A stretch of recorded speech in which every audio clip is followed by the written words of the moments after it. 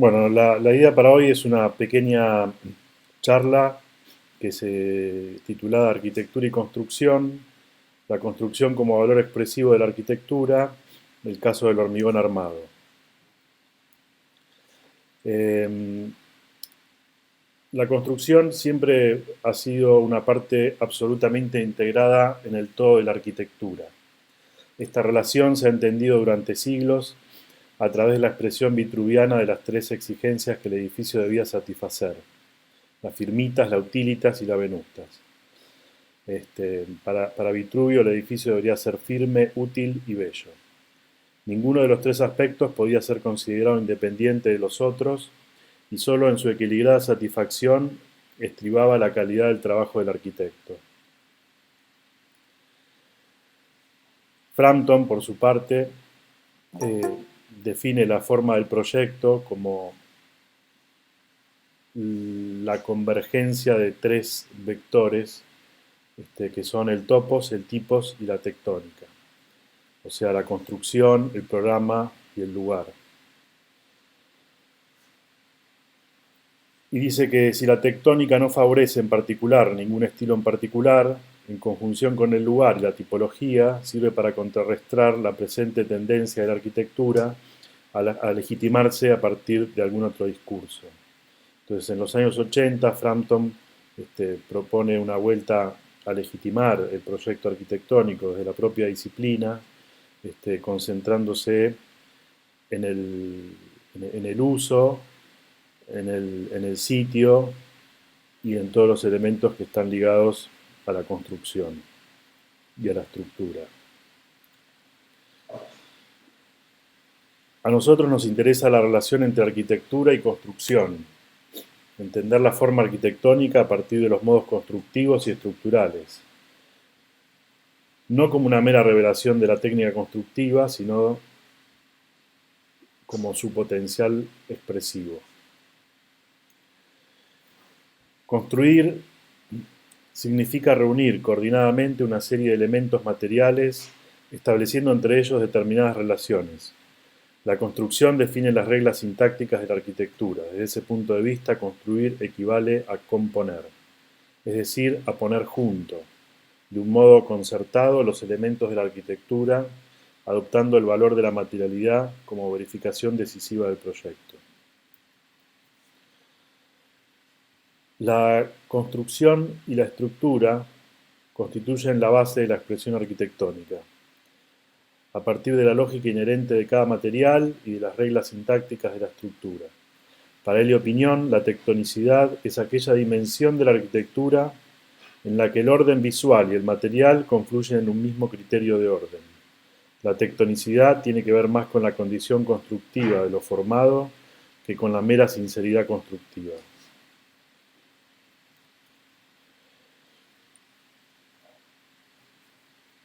Con lo cual, entendemos que la arquitectura no es una cuestión ligada a la sinceridad, sino a la verdad, en cuanto a coherencia de la obra y de trascendencia. Para Schinkel, distingue sinceridad de verdad y siendo la verdad resultado de una coherencia interna de la obra. Semper luego, en el siglo XVIII, define los cuatro elementos de la arquitectura como el basamento, el hogar, el armazón esqueleto con el tejado y el cerramiento como piel ligera o como tejido.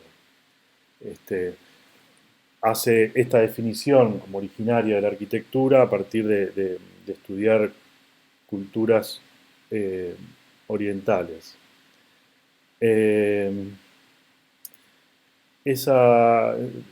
Semper entonces clasifica las técnicas de edificación según dos procedimientos fundamentales.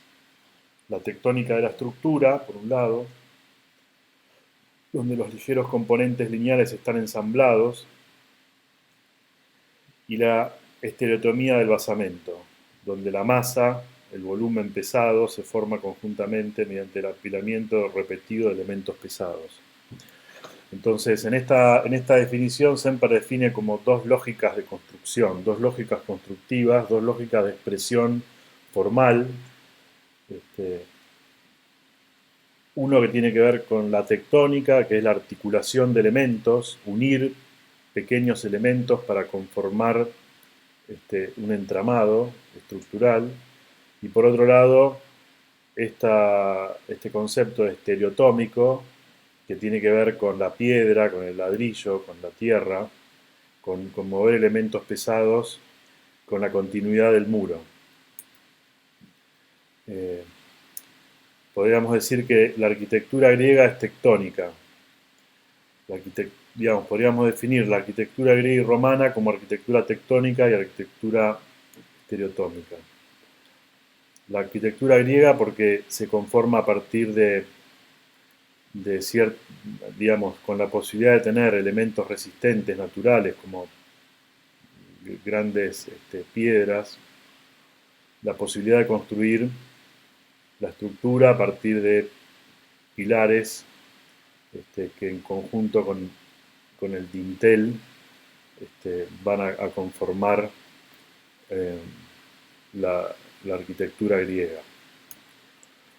Y por otro lado, podemos pensar la arquitectura romana como una arquitectura estereotómica, que está construida a partir del muro y que consigue el cerramiento del espacio a partir de lo que Ignacio Paricio llama una estructura comprimida, que es el espacio abovedado, donde la relación entre forma y espacio está definida por las posibilidades estructurales del material, y es la forma a partir del arco, la bóveda y la cúpula la que permite resolver grandes luces trabajando con materiales que van a trabajar solamente la compresión.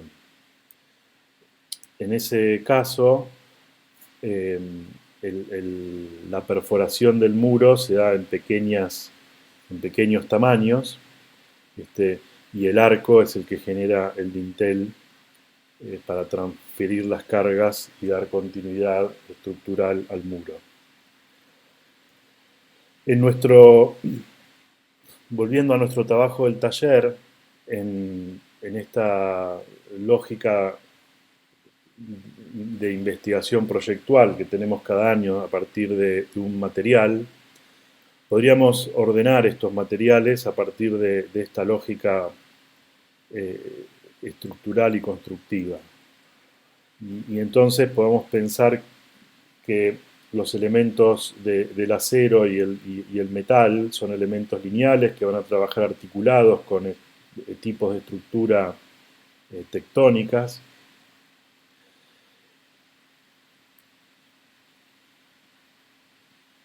Como en este caso la estructura y la obra de la casa Farnsworth de Mies van der Rohe, o estructuras de madera, que también va a trabajar con elementos lineales pequeños que van a ir articulándose para conformar y uniéndose entre sí para conformar la estructura.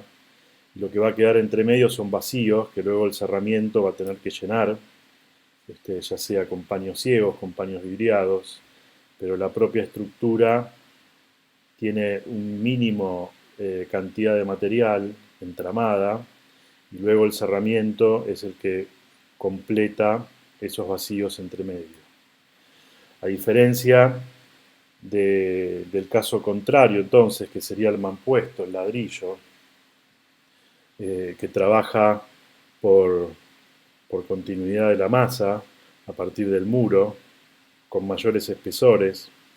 Entonces, las perforaciones y los aventanamientos es una operación contraria. Aquí no hay que rellenar la estructura con un cerramiento, sino que hay que vaciar la estructura para generar el hueco. Y ese hueco va a tener unas determinadas proporciones y unas posibilidades de tamaño determinadas, que van a estar en relación a la posibilidad de generar un dintel, y una relación también de proporciones de lleno y vacío, que tanto constructivas, estructurales, como compositivas. Estructurales en el sentido de que el dintel pueda soportar la carga y retransmitir la carga en el muro. Y compositivas en el sentido de que el muro no esté tan calado que empiece a dejar de entenderse como volumen y como muro. Esta es la capilla de San Marc de Lewerentz en Noruega. Y esta imagen interior, donde vemos también esta idea de la perforación del muro, entonces como pequeñas aberturas con el espesor del muro, un determinado tipo de luz en estas obras estereotómicas, diferente a la luz que podíamos ver en las obras tectónicas. Y en esta continuidad, luego nuestro cuarto material de trabajo, el hormigón armado tiene esta cualidad en relación a los otros tres materiales que están más acotados a una de las lógicas de trabajo en principio. Después puede haber situaciones más mixtas. El hormigón tiene naturalmente esta doble condición, la de poder generar el muro, la de poder generar volumen y trabajar la relación de estructurar a partir de la continuidad de la masa y la de el aventanamiento a partir de la conformación del hueco dentro del muro o el volumen, como así también. Y ahí vemos entonces esta obra que es el kiosco, el kiosco de flores en Malmo de Lewerentz.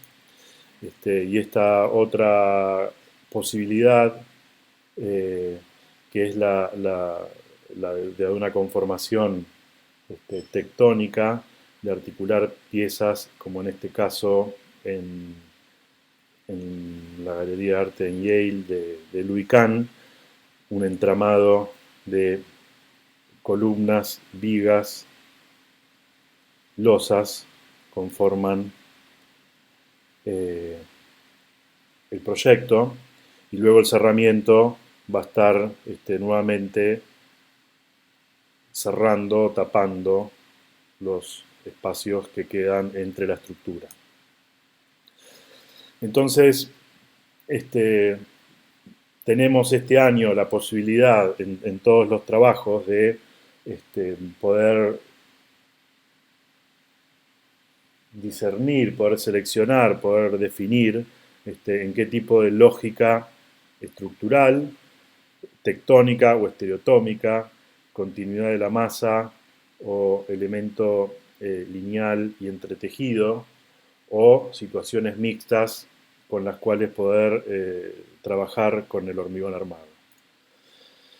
El hormigón armado es un material que surge, es un material de alguna manera que tiene varias situaciones históricas, pero que el uso del hormigón ya se usaba en Roma para rellenar los muros. A partir de la revolución industrial y la posibilidad del cemento Portland, de la fabricación de hierro en diferentes dimensiones, la posibilidad de que el hormigón y el hierro tienen un mismo coeficiente de dilatación térmico, producen que el trabajo en conjunto produzca un nuevo material, que construye un material nuevo con características diferentes, tanto al del hormigón como al del acero, aun cuando dentro de él cada uno de los elementos mantenga sus propias cualidades. En el hormigón, el acero le da fibra a la piedra, mientras el hormigón le da masa al acero. Entonces, las posibilidades de tracción que tiene el acero se suman a la posibilidad de la masa del hormigón. El hormigón armado entonces es una piedra orgánicamente constituida, dentro de cuya masa el complejo tendinoso de la armadura se distribuye y se dosifica para prestar al hormigón la resistencia a la tracción que necesita en cada punto, y se orienta y se refuerza según las exigencias del plexo tensional previsto. Es por eso que el material más técnico de todos y el único al que verdaderamente puede aplicarse el título de material adecuo resistente, porque se le va a incorporar, se va a diseñar cada pieza estructural, dimensionando su sección, pero además diseccionando cuánto hierro va a haber en cada sector, ¿no? Y acá vemos una losa apoyada sobre pilares con capiteles, y vemos cómo la armadura se distribuye según la zona donde, donde va a estar trabajando flexión, corte, compresión.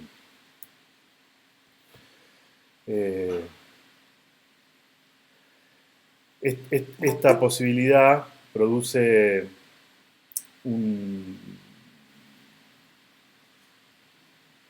una apariencia, digamos, del material que no es tan directa como los elementos de madera o acero o piedra. Cuando estamos viendo una pieza de hormigón, como este acero está escondido dentro, muchas veces la pieza estructural no muestra directamente o no hace visible la forma en que está trabajando. Si vemos una cercha de madera, podemos entender qué péndulo trabaja con presión, atracción, qué tipo de esfuerzo está haciendo cada una de las piezas. En una viga de hormigón, el hierro por dentro está dispuesto de una manera que no se hace visible. El hormigón armado es el único material cuyo comportamiento estructural no puede enjuiciarse por los solos valores somáticos aparentes, o sea, por cómo se ve, puesto que el alma resistente, que es la armadura, se oculta en su interior. Y hay que imaginarla dando a la piedra clásica un nuevo vigor y una tenacidad desconocidos en los engendros de la naturaleza inorgánica. Así define Eduardo Torroja en su libro Razón y Ser de los tipos estructurales.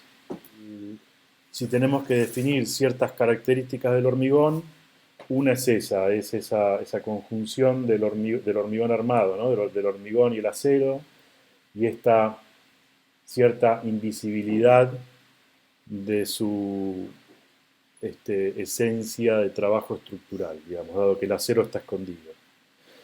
Otra de las condiciones que tiene el hormigón armado es que necesita un encofrado, ya sea un encofrado hecho in situ para poder construir la obra, o un encofrado que va a producir piezas que se van a premoldear para luego ensamblarse en obra. De una u otra manera, siempre va a necesitar del encofrado, que es lo que va a dar la forma a esta piedra líquida hasta que fragúe, hasta que entre el proceso de fragüe y endurezca. Con lo cual, para construir una obra en hormigón, lo primero que tenemos que construir es el negativo de la obra.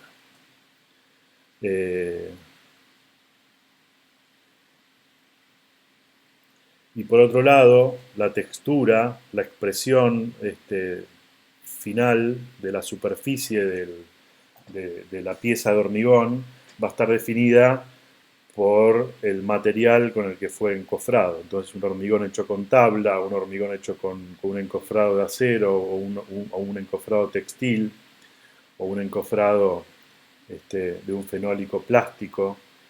Cada tipo de terminación, cada tipo de encofrado va a dejar su huella impregnada en la fina capa de terminación superficial del hormigón. Y el hormigón de alguna manera va a copiar la textura del material que lo encofra.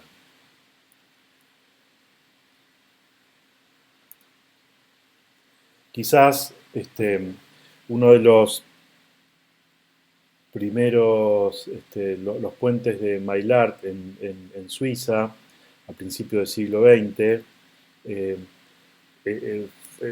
genera una de las piezas estructurales en hormigón, o una de las primeras piezas estructurales en hormigón que empiezan a poder dar cuenta de una lógica del material, de una lógica estructural y de una conformación de una pieza que en este caso cubre como unos 90 metros de luz para generar un puente en Salignatobel, en Suiza, donde la pieza estructural empieza a expresar desde su forma, en esa gran luz, su resolución estructural. Ahí vemos una foto del encofrado y de los andamios, digamos, que estuvieron sosteniendo el encofrado.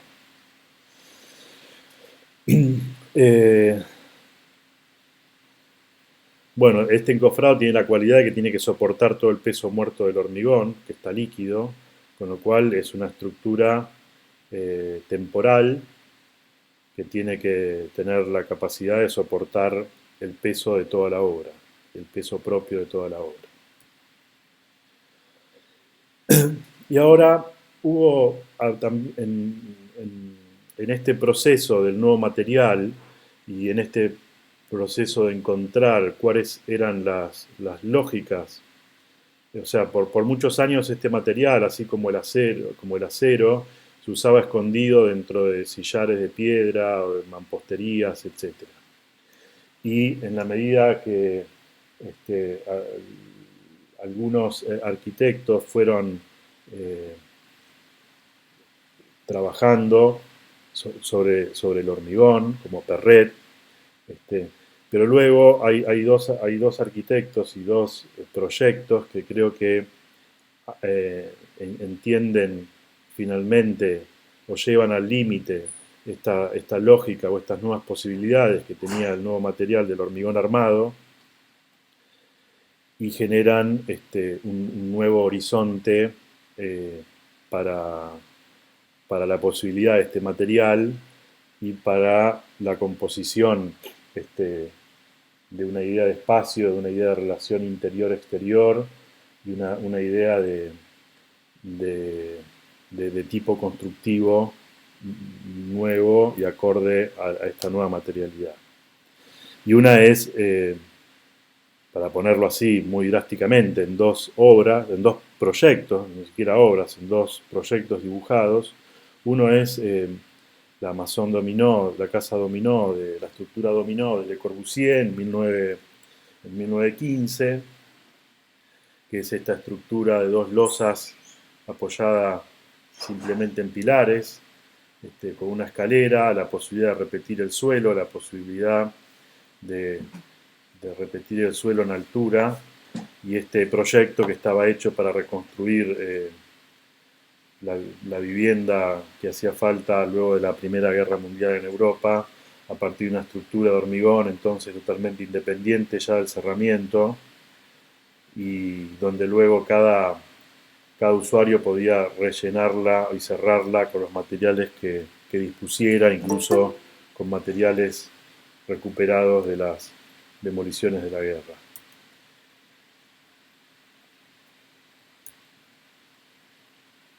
Este es un modelo a escala que se hizo en el 2014 en la Bienal de Venecia a modo de conmemoramiento de los 100 años de la estructura dominó.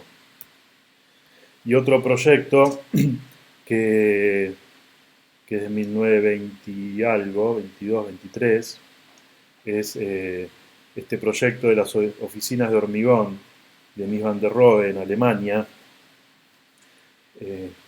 donde este edificio de oficinas tiene unas vigas que están cortadas por carpintería corrida, ventanas corridas. Entonces el muro, que era lo que hasta ese momento las cargas tenían que llegar al suelo a partir del muro con sus aventanamientos, esta estructura se corta horizontalmente de lado a lado, las columnas están puestas adentro con una ménsula, entonces la estructura, la columna hongo con ménsula sostiene la viga perimetral, y este espacio de trabajo además tenía doble altura, con lo cual estas ventanas están puestas en un nivel superior donde la gente trabajaba al nivel de la viga, sin mirar hacia afuera y con una iluminación cenital que daba un espacio isótropo y flexible y modificable a los campos. Estos son unos dibujos o redibujos de ese proyecto. Y ahí vemos cómo entonces ya la masa, la materia, digamos, en la envolvente del edificio no llega al suelo, no hay transmisión de cargas verticales visible, la carga pasa al interior, se mueve por las columnas hacia la tierra y lo que hasta ahora siempre había sido el muro, la forma de transmitir las cargas al suelo, la estructura pasa adentro y la envolvente queda totalmente despejada de la estructura y esta horizontalidad pone de manifiesto de una manera radical esta descomposición del muro. Este es un modelo que hicieron a estudiantes, es un modelo contemporáneo hecho sobre los dibujos de Mies. Bueno, en este momento entonces podemos pensar que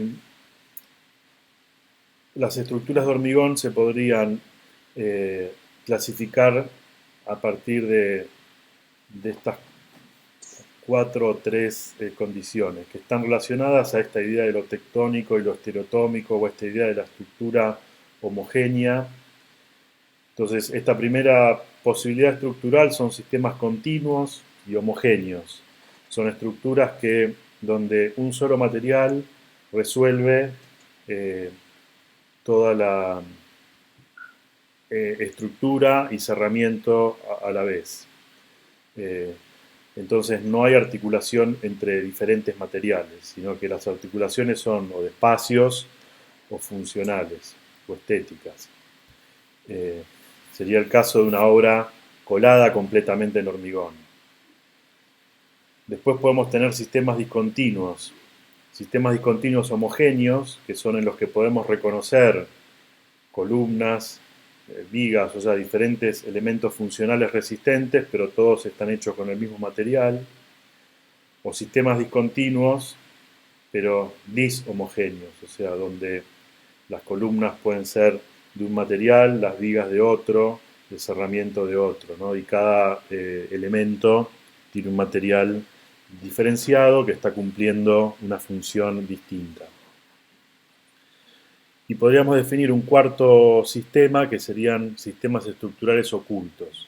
Son sistemas en donde no aparece visible el comportamiento de los materiales o de la estructura y quedan velados bajo un revestimiento. El cual, por tanto, permite todas las abstracciones posibles. Esta definición la da Quaroni en un libro que es Proyectar un edificio, 8 lecciones de arquitectura, que escribe en los años 80. Y esta posibilidad casi infinita de abstracciones, incluso la de simular un sistema resistente evidente, que ahora vamos a ver en algún ejemplo.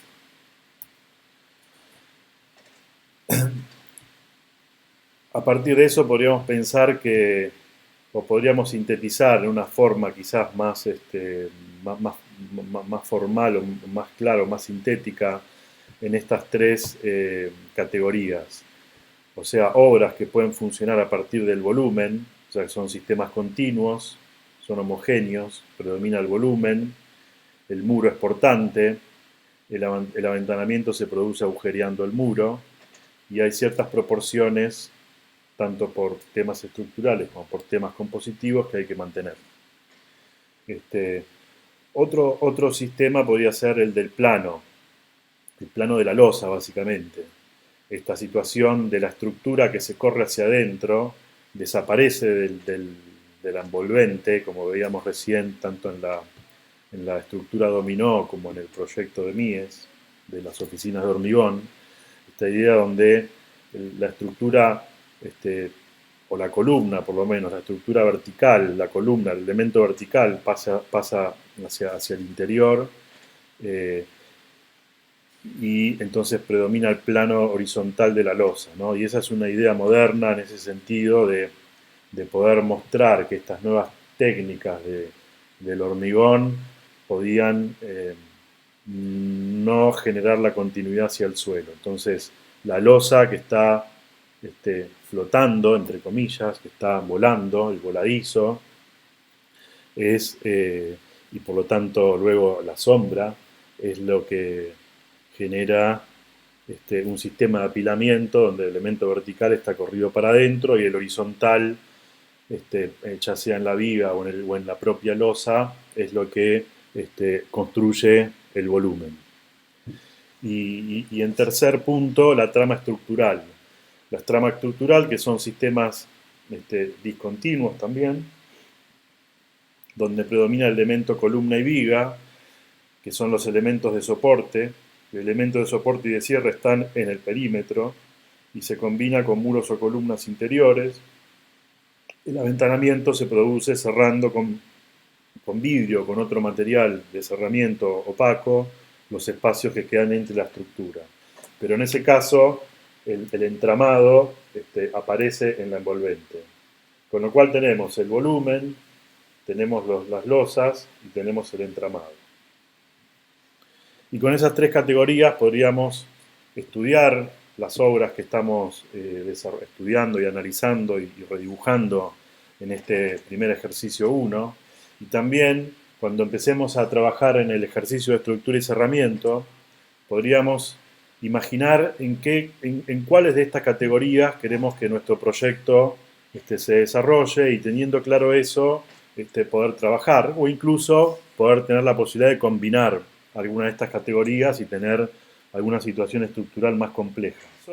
La propuesta es que podamos recorrer algunas obras analizándolas desde esas categorías. Bueno, dentro de esta categoría 1, que tiene que ver con la continuidad y que tiene que ver con la idea del volumen, bueno, retomando esta imagen que ya habíamos puesto antes, pero es el kiosco de flores en el cementerio de Malmo de Sigurd Lewerenz. Es una obra que está conformada a partir de un pequeño volumen, con 3 caras construidas con muro de hormigón armado, donde el encofrado se manifiesta y está también perfectamente estudiado, ¿no? Cómo cada pieza de encofrado está dispuesta de una determinada manera, que es la que construye también la expresión de esa envolvente. Los otros, bueno, después está el suelo por un lado, hay una cara abierta que es donde todo este espacio se abre de manera principal, y el quinto elemento, que sería la cubierta, es una cubierta metálica liviana. Si ustedes se fijan, tanto la puerta como el aventanamiento está puesto al filo del muro para continuar la idea de una continuidad de la superficie y una continuidad del volumen, disminuyendo, digamos, con estos grandes tamaños de estas dos vidrios fijos. Si estuvieran en el filo interior, producirían un hueco, una sombra y un corte en la continuidad de esta superficie y de este volumen. Esta es una imagen desde el otro lado, ahí vemos la cubierta liviana y el aventanamiento. En el interior es exactamente la contraparte del exterior, es un solo muro de hormigón. Las instalaciones están agregadas después a la vista, incluso hay un diseño particular de cómo dejar esa instalación, y la iluminación es parte del proyecto. Ahí vemos el muro y su conformación, que es un muro de doble hormigón con aislación térmica en el centro.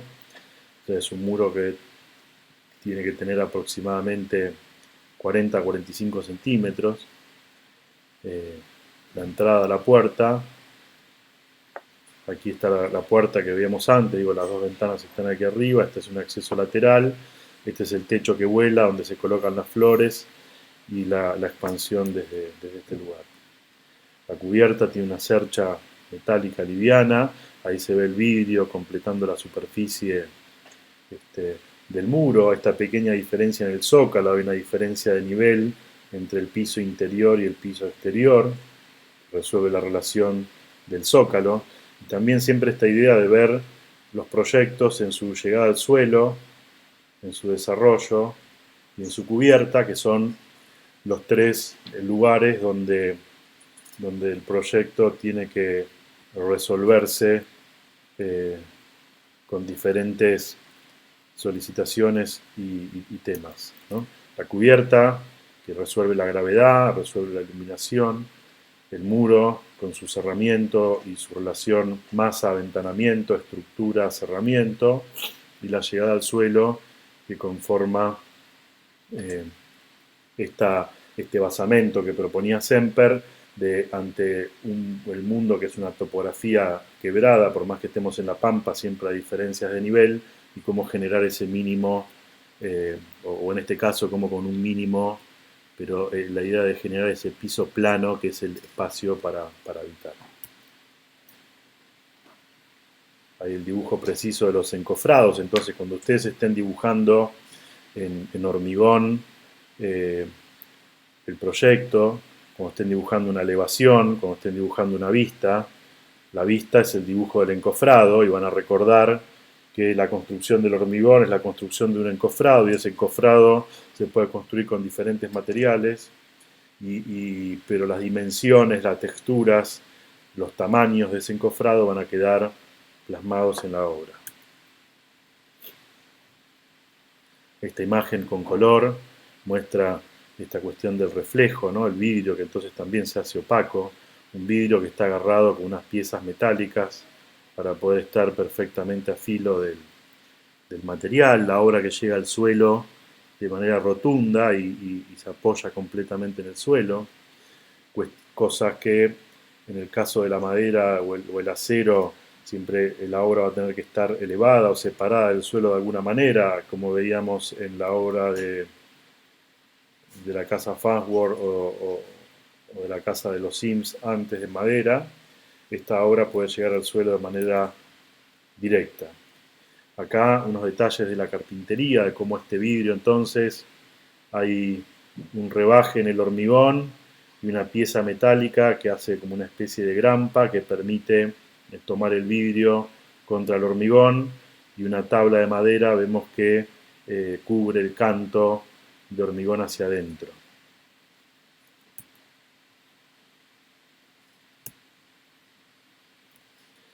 La iluminación cenital, o sea, esta idea también de entender, traté de en todas las obras poder mostrar esta relación del cerramiento, de la estructura con el aventanamiento, cómo se ve desde fuera, cómo se expresa el edificio como volumen, como superficie, como continuidad, como discontinuo, como continuo, pero también cómo es eso desde dentro, el tipo de visión y el tipo de iluminación que producen los interiores. Otra obra que de alguna manera es un poco más mixta que la anterior, en este caso también es mixta porque tiene dos lados construidos a partir de un muro, donde luego hay una galería que es abierta. Entonces, de alguna manera, esta obra empieza a ser un mix entre la idea de volumen y la idea de la losa que está volando. Si ustedes ven bien, ven claramente el muro de hormigón. Ven como el muro de hormigón, cuando es exterior, galería, o sea, exterior-exterior, es un muro simple que tiene 20 centímetros de espesor. Y cuando pasa al interior, empieza a haber una aislación térmica que da toda la vuelta, y otro muro de mampostería, más liviano, que conforma, digamos, entonces un muro doble, ¿no? Como ese mismo muro que resuelve la relación con la aislación y el muro de hormigón y la terminación interior, también con su misma materialidad se convierte en muro simple, conformando las divisiones interiores, ¿no? Entonces esta condición de muro exterior y de muro interior que conforman en diferentes situaciones, muro doble, muro simple interior, muro simple exterior. Y por otro lado tiene otra característica que tiene una gran losa incrustada en el volumen que genera un espacio semicubierto en el exterior para el auto y para el acceso. Entonces acá vemos cómo esta idea de volumen en la planta alta es un volumen y en la planta baja son dos muros. Entonces es una obra un poco más compleja, más ambigua, que de alguna manera empieza a tener una combinación de esas dos categorías mencionadas al inicio. Ahí vemos también estas dos categorías, la del volumen y la de la losa en voladizo. De vuelta aparecen entonces las ventanas a filo, con un sistema de apertura tipo batiente, y esta galería que en el clima más frío de Suiza se puede cerrar y conformar un espacio más abierto para el verano y más cerrado para el invierno, ¿no? Y esta relación nuevamente entonces del volumen, pero el volumen que está flotando, teniendo la lógica del agujero en el volumen y por otro lado la del vacío que tiene que ver más con la categoría 2 del voladizo. Ahí vemos un poco el detalle entonces del muro de hormigón, la aislación, el muro interior y la conformación, digamos, de esta ventana a partir de la ventana de aluminio, la aislación y un elemento de cierre, posiblemente de madera, que conforma el espesor del muro. Entonces la ventana recupera la superficie en el volumen exterior y conforma el hueco o la profundidad hacia el interior. Esta es ahora otra obra, una obra de Nikos Balzamakis, un arquitecto griego, se llama Casa Lanaras, en Grecia, es una obra de los años 60, y una obra que marca claramente este concepto de la estructura retirada y la losa en voladizo, la manifestación del plano como conformación del espacio, ya este espacio que está conformado simplemente por la disposición de dos planos y donde la estructura vertical se corre y empieza a desaparecer. Podemos pensar en el pabellón de Barcelona, donde los dos planos horizontales son los que conforman el espacio y las columnas están puestas en diferentes lugares o algún plano vertical, pero que conforman una expansión, digamos, también del interior hacia afuera de manera radical. Esta casa está puesta en una topografía que genera algunos muros más algunos apoyos puntuales, conforman esta expresión, ¿no? Ahí está la columna. En este caso también serían esta idea de el elemento discontinuo, dishomogéneo, ¿no? Donde las columnas son metálicas y las losas son de hormigón.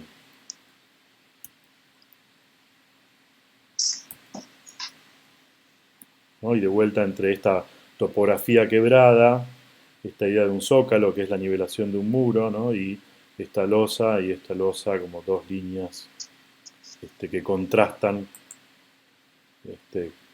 contra lo quebrado de la naturaleza, y esta imagen también desde el interior, desde debajo de la casa, con las dos columnas y esta idea de un cerramiento completamente abierto y de liviandad. En otro formato, de otra escala, la torre del laboratorio Johnson de Wright, donde también es una obra que que trabaja a partir de la ménsula. Entonces es también un ejemplo donde Wright lleva al extremo esta idea de... Hay algún micrófono abierto, no sé si lo pueden cerrar.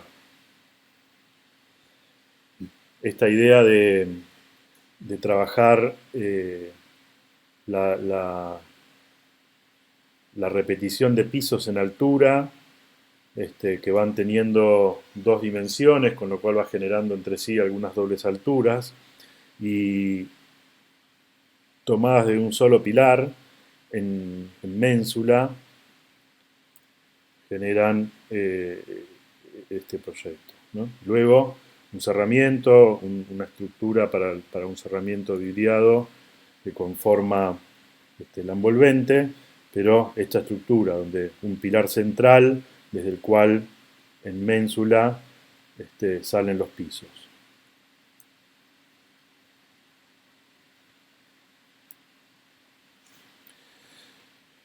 Otro caso puede ser en Buenos Aires, la Torre Pirelli del arquitecto Mario Vigonchiari en los años 70. No sé si seguramente en algún momento han pasado acá en Retiro. Esto es Plaza San Martín, Avenida Libertador, acá está la terminal de Retiro, y esta es la calle Maipú, Juncal. En este terreno trapezoidal, una forma casi triangular, Vigonchiari propone esta obra en una serie de losas donde la estructura de hormigón cuelga de unos tensores, de unas vigas, y esa estructura entonces está embebida dentro de la carpintería, con lo cual finalmente la expresión visual, formal del edificio es la de las losas flotando sin estructura casi aparente, ¿no? Porque digamos, la estructura es de tensores y está embebida dentro de la carpintería. Con lo cual lo que vemos son las losas, la carpintería metálica y de vidrio con sus tensores embebidos ahí y el pilar central que sostiene todo.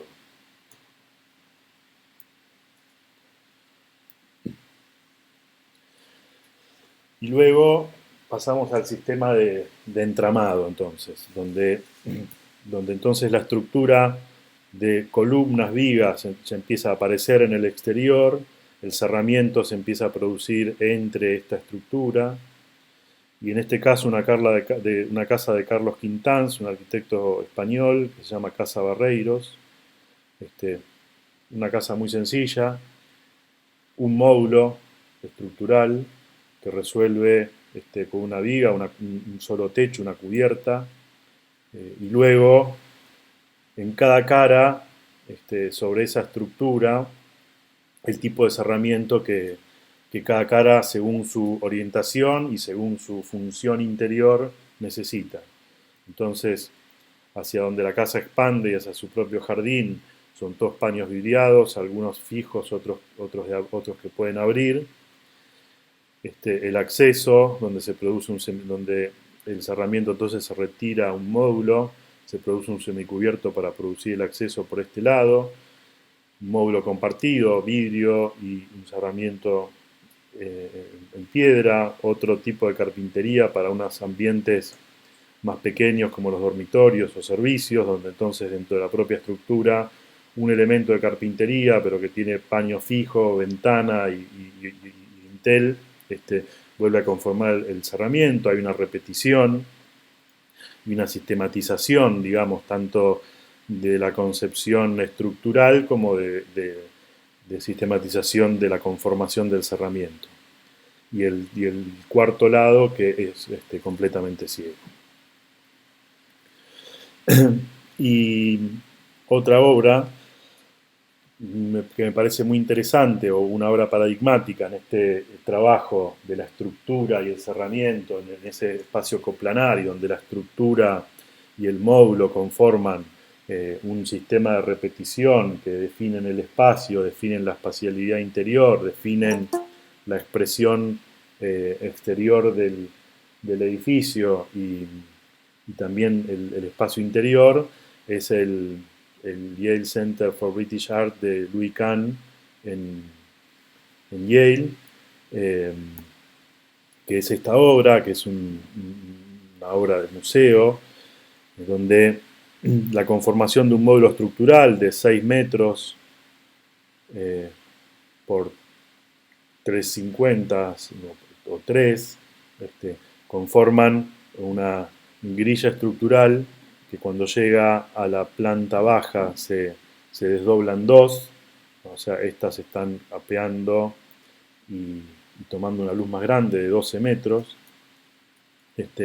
Todo un sistema de cubierta que también tiene el mismo sistema de modulación, y cómo la estructura entonces está perfectamente expresada en el perímetro del edificio y se va cerrando, ya sea con elementos ciegos completamente, con elementos completamente vidriados o con elementos mixtos de mitad ciego y mitad vidriado. Y ese mismo sistema modular, digamos, resuelve todo un sistema de claraboyas que generan iluminación cenital para las salas. Bueno, hay algunos planos como de originales. Claramente, entonces, esto es la planta de basamento abajo, pero ahí está todo el tiempo esta grilla estructural de 6x6, va recorriendo todo el edificio, va conformando la planta baja, entonces al nivel de calle, ¿no? Conforma no solo la estructura, también los diseños de pisos se empiezan a modular con juntas que toman la columna y paños que van conformando los pisos. Y vemos cómo la columna empieza a estar en el nivel del cerramiento, y sería entonces esta tercera lógica o esta tercera lógica estructural del material, que es la de trabajar la trama o el frame estructural. Tiene ahí unos espacios de doble altura en el centro con la iluminación cenital y las salas se van generando alrededor. Entonces vemos las elevaciones dibujadas con los sistemas de lucernarios.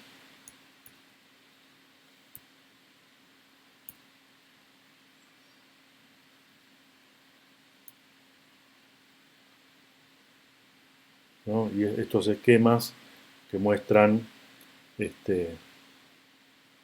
la organización del módulo y de la grilla estructural para luego poder resolver todos los espacios, ¿no? Y que tenga esa organización tan fuerte o tan rígida en la estructura no implica que no consigan resolver los diferentes tipos de espacios y de situaciones que todo el programa del museo necesita.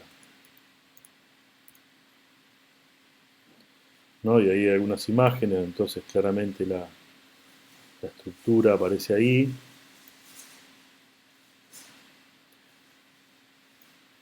Si ustedes ven, la estructura se va afinando también hacia arriba a medida que la carga disminuye.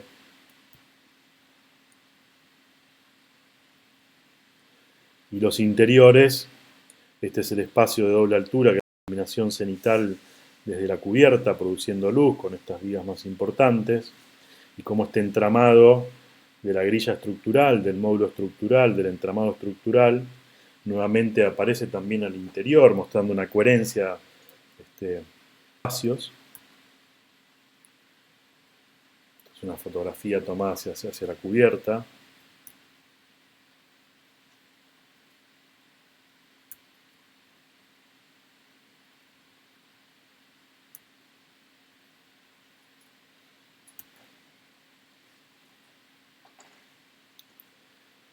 Esta es una escuela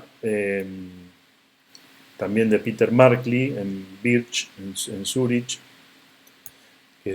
Bueno, está mal el... No, primero vienen esta obra de Mies van der Rohe en una de sus primeras obras en su etapa americana.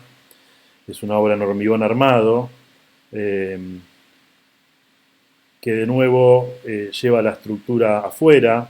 En este caso, este entramado no está como en la obra de Kahn, donde columna y viga y losa están en un mismo filo, sino que en este caso la expresión vertical de la columna toma una preponderancia por sobre la horizontal y pasa a estar un poco afuera. La columna también piso a piso, cada X tramos se va afinando y va produciendo una sección que se va ajustando a la carga que va sosteniendo.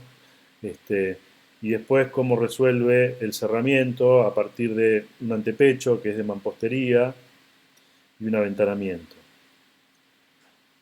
El testero y cómo, digamos, toda la expresión del edificio finalmente no es más que un trabajo de regulación y de proyecto sobre los elementos constructivos y de funcionamiento que el edificio necesita, ¿no? Ahí se ve más claramente la estructura de hormigón, las columnas que se van afinando, la viga, el antepecho de mampostería de ladrillos y la carpintería metálica. El lateral, donde necesita menos cerramiento y el cerramiento es ciego de ladrillos. Este es el otro lado que tiene dos volúmenes, ¿no? La representación en axonométrica del cerramiento y la estructura, muy precisa. Acá se ven claramente los tramos donde las columnas donde van reduciendo la sección, que serían cada 4 niveles. La sección en corte, entonces, como tanto el embiguetado de losa como la columna que se va afinando hacia arriba y como está conformado a partir de un pórtico.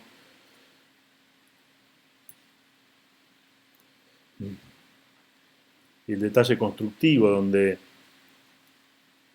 las pequeñas dimensiones y la regulación de la medida entre el canto de la viga, la carpintería, cuánto sale la columna, que va saliendo cada vez más a medida que llega a la planta baja, y eso va produciendo la sombra y todo ese entretejido que produce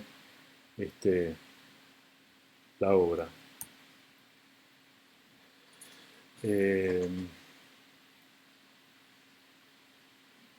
La sección en planta y la sección en corte. Una construcción muy sencilla. Y ahora sí, entonces la escuela de Peter Markley, creo que es la última.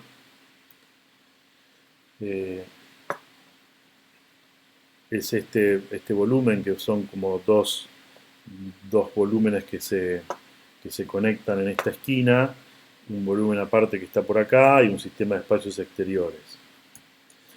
En este caso también, entonces, la estructura y cerramiento está en la periferia, pero bueno, esta obra cobra ya entonces otra complejidad y empezaría a formar parte de este cuarto grupo, donde de alguna manera la envolvente que vemos de hormigón por fuera no es la portante, sino que es portante del cortinguolo, de las carpinterías, y de alguna manera están representando una arquitectura, están representando también una resolución estructural.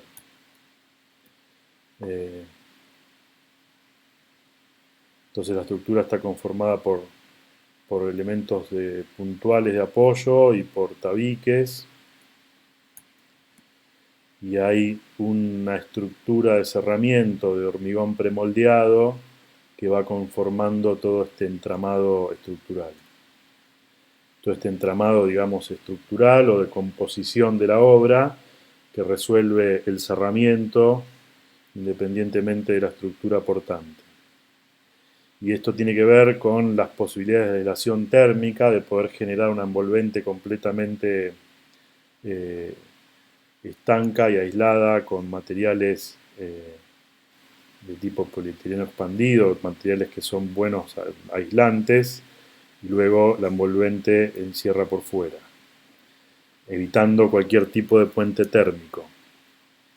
Pero de nuevo la construcción del módulo y la repetición produce el sistema.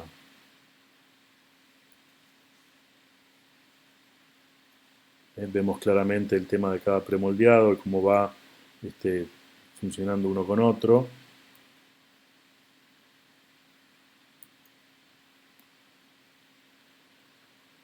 Y acá, bueno, tenemos la vista y el corte rebatidos y el sistema de carpintería de piso a techo, este módulo que se desdobla en dos del de la estructura. O sea, el módulo estructural es este y el módulo de carpintería se duplica.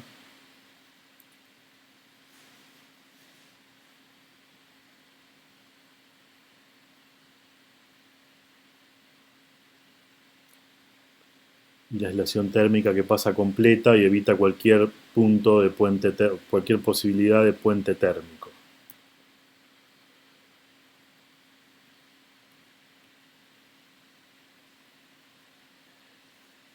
Acá vemos detalle de esquina, en planta y en corte, y vemos cómo tenemos por acá el hormigón de estructural y el hormigón de la envolvente y del cerramiento, que es este que se ve acá en detalle.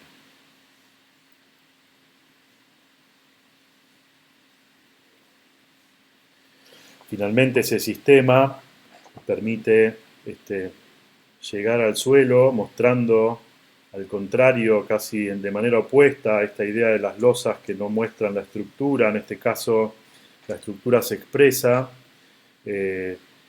y aparece esta, de alguna manera, también una representación de la estructura, pero este sistema permite generar, como veíamos antes, carpinterías que están en este filo o en este nivel, paños ciegos o también sistemas de colocación de barandas para pequeños balcones corridos que son expansiones de los usos que están en el edificio.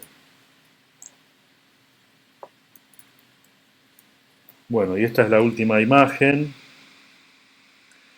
Entonces, un poco la idea de esta charla de hoy era entender la posibilidad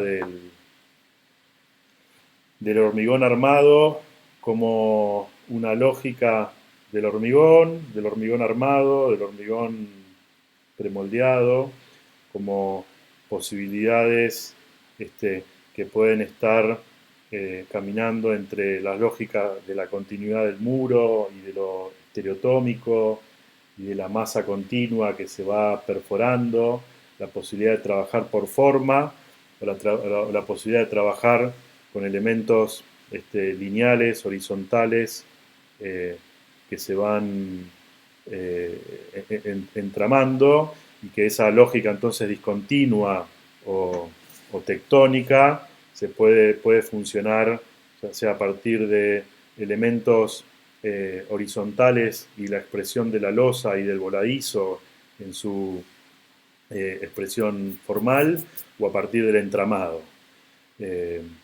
Y entonces invitar a todos a tratar de entender en cada nivel los proyectos que están analizando, qué tipo de lógica tienen, si quizás los proyectos pueden ser no tan exactos y puede haber lógicas de combinación de estas situaciones o más mixtas, pero intentar hacer este recorrido a partir de ahí.